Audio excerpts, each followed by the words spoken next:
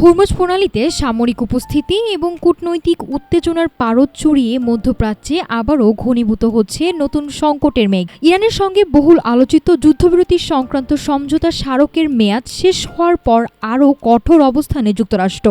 President Donald Trump সাফ জানিয়ে দিয়েছেন, তেহরানের সঙ্গে চুক্তি নবায়নে আগ্রহী নয় ওয়াশিংটন।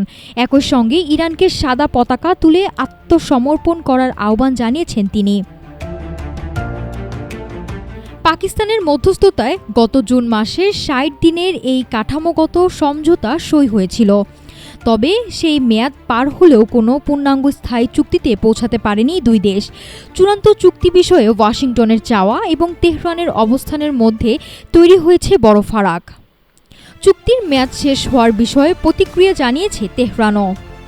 যুক্তরাষ্ট্রের বিরুদ্ধে সমঝোতার নানা শর্ত গুরুতরভাবে লঙ্ঘনের অভিযোগ তুলে ইরানের পররাষ্ট্র মন্ত্রণালয় জানিয়েছে, নির্ধারিত সময়সীমার কার্যকারিতা এখন আর নেই।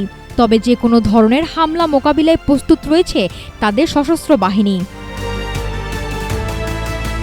এদিকে আন্তর্জাতিক জ্বালানি সরবরাহের অন্যতম গুরুত্বপূর্ণ পথ হরমুজ প্রণালীকে মার্কিন নৌ অবরোধ আরও জোরদার করার দাবি করেছেন প্রেসিডেন্ট ট্রাম্প।